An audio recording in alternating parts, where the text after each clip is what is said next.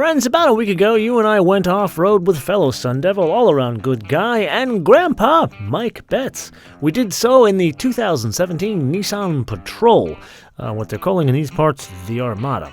Well, Mike is an engineer at Nissan's Arizona Test Center Proving Grounds.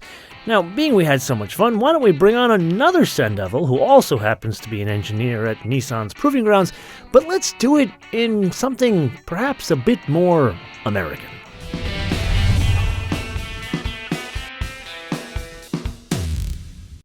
I'm not exactly certain why, but I feel like when it comes to the Titan, you and I have traveled far and wide. Let's see, we started in Tennessee, then we went to Arizona, then we traveled back to Tennessee. We even went to a car factory to see an engine naked. Actually, the engine in this one. So that begs the question, what is the engine? Well, it's a 5.6 liter V8, puts out 390 horsepower, which comes in at 5,800 RPM, 394 pound-feet of torque, which comes at a relatively high engine speed of 4,000 RPM, 11.2 to 1 compression ratio, but there's an interesting fun fact about this engine. Not only variable valve timing, but variable valve lift. Now put aside the engine, the transmission, it's a 7-speed automatic, and the main reasoning for the change was lower gearing for situations like this, but also higher fuel economy at the higher end. Now, I did spend some time talking with Rich, who runs product planning for all of Nissan in the Americas, and I said, hey, what's coming for other engines? And he kind of looked at me funny, and when I said V6, he didn't look at me so funny, so methinks there's a V6 coming, but I couldn't get any more details than that. So we got a V8, so why don't we take it to a rather non-traditional place to see how it works?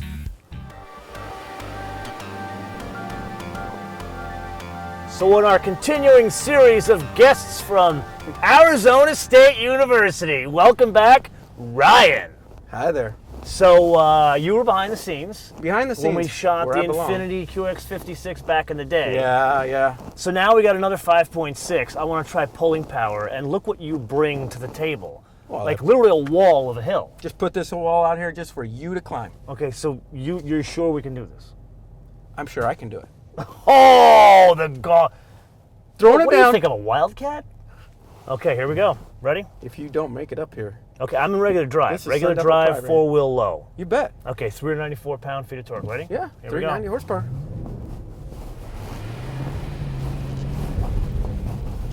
Little bounce there. Even. Oh yeah. Was that hard? That was not hard at all. It shouldn't have been hard.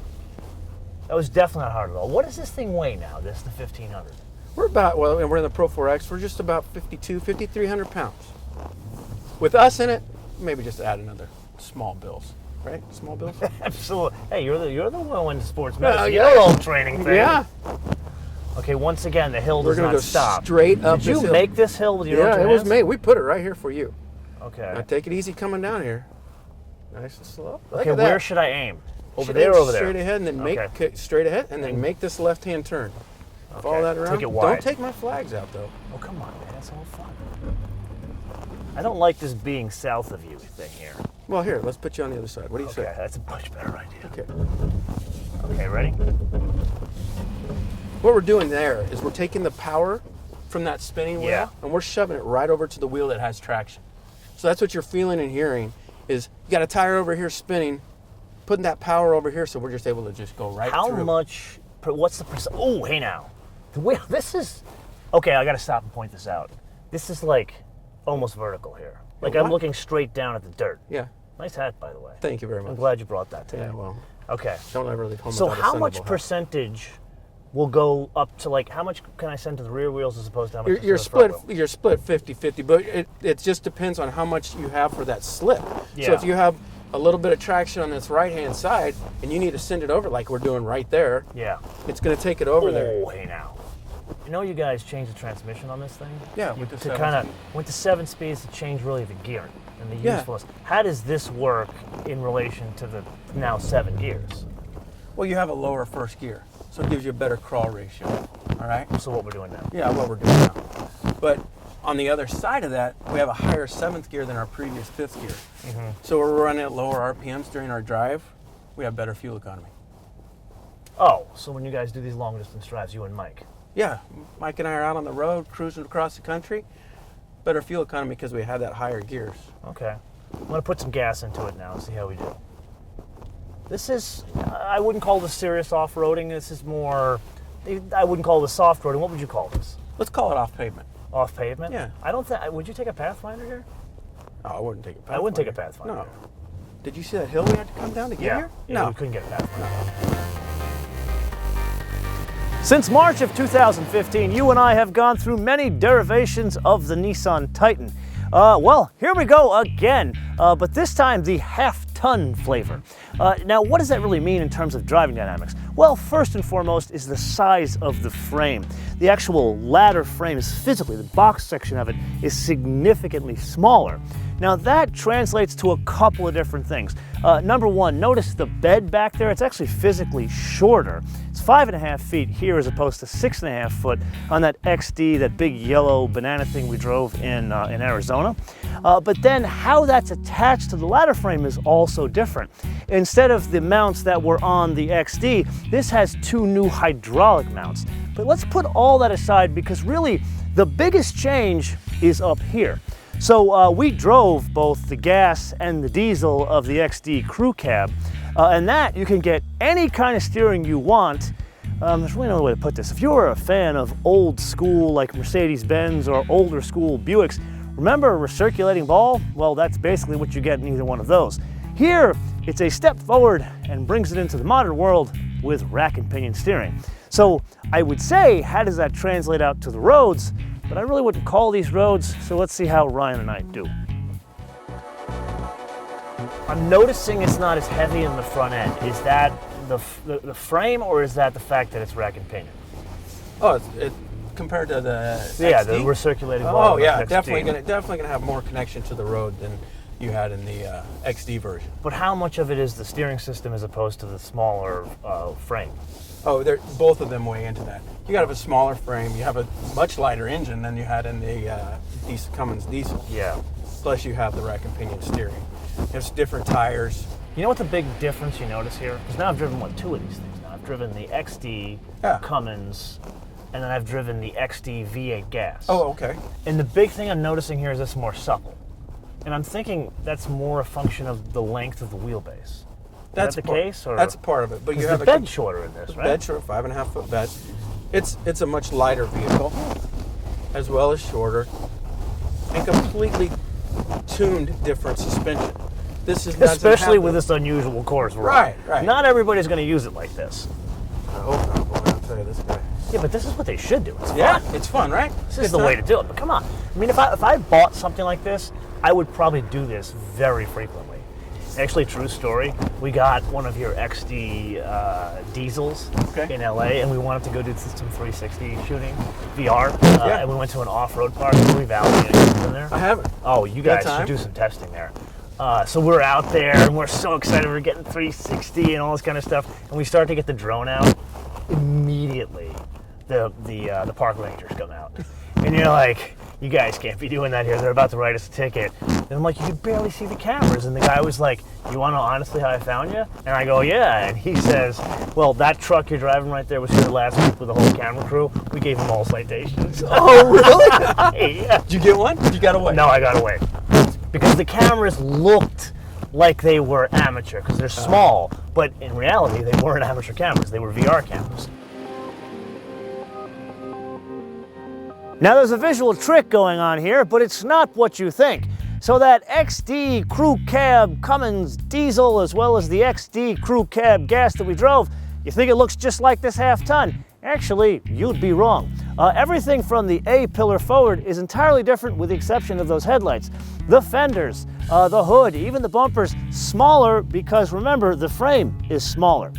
So really, the only thing that's going on here is Randy's design is the same, just in miniature.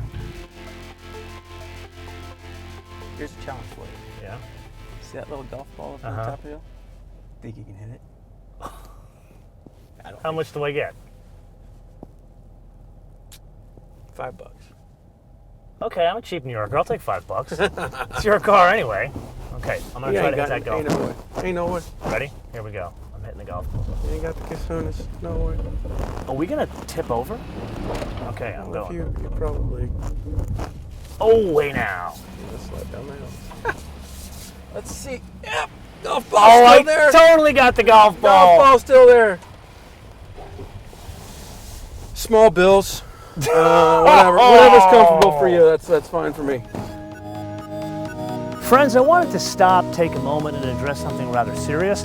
Today is July 26th, and the state of California is dealing with 2 serious brush fires. So I live in Los Angeles, and we flew up here yesterday, and the firefighters down there are dealing with a serious issue in Santa Clarita. And then up here, there's a serious fire over the hills there in Big Sur.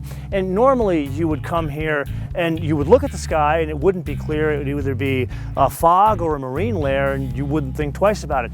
That is neither. Notice the color of the sky. It's got a weird tint to it. That is ash from the fire. It's literally raining down ash. Like if you look at the car, you can see it coming down. And really what I wanted to do here is just stop, take a moment, because we drove in here this morning and we saw a procession of all sorts of first responders, fire trucks, everything else. And they weren't just from this region, Northern California, Southern California, Nevada. And what I wanted to do was just take a moment and say thank you to the first responders and especially the firefighters that are putting their life on the line for our safety and to contain something that could be so devastating to this region as well as the city that I now call home. I have to say, it's a more complete package. With the rack and pinion steering, it's a more complete package. Than the XD? Yeah, I mean the XD is a tool for a different job. It is a tool for a different job, but this is the truck you're going to drive around every day if you don't need the Titan XD.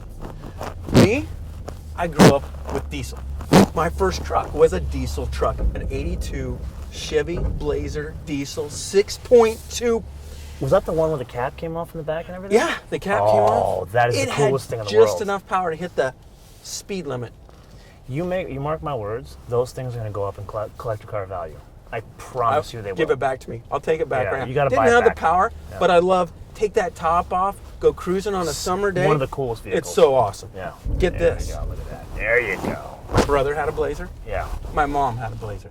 We had 3 Blazers. Like full-size Blazers. Exactly the same. 3 81 in the family. No, 82, 83, and 84. All of them in the family. All with diesels. So at the end of the day, the capability of this has nothing to do with Michael Betts. It's everything to do with the fact that you grew up on Blazers. And in Kansas. And in Kansas, yes. Next time we get together, you have to tell everybody the story of how you met your lovely wife. Oh, yeah. Yeah. See? Next time we do that. Stay tuned for the next episode. So in summary, what do we got? Well, a very different tool for a different job. One that happens to be contained in a carrying case that looks a hell of a lot like 2 other pickup trucks we have recently driven and also shares a name with those trucks.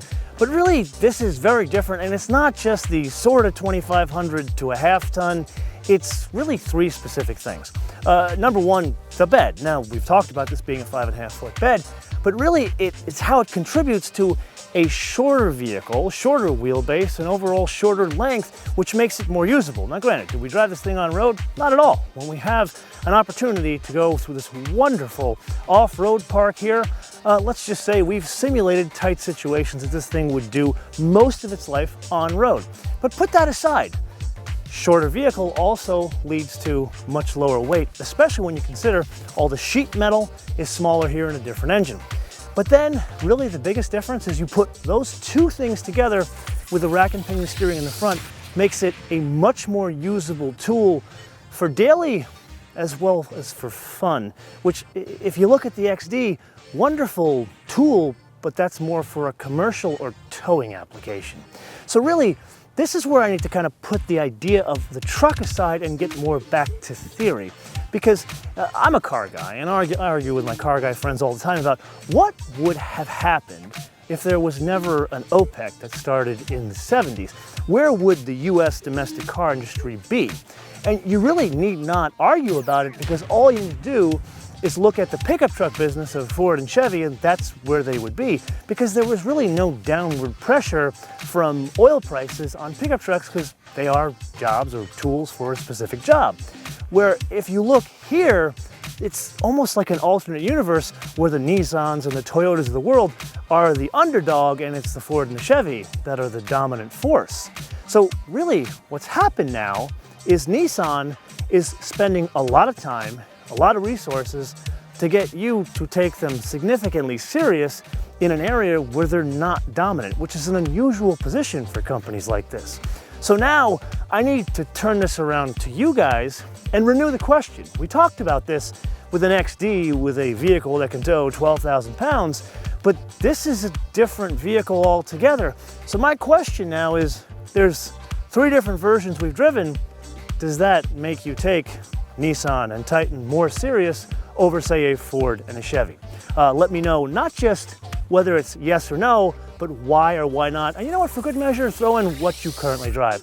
Let me know in the comments below or via our social media, MotoManTV all one word, MotoManTV all one word, Facebook, Twitter, and Instagram. And with that, I want to leave you with 2 things.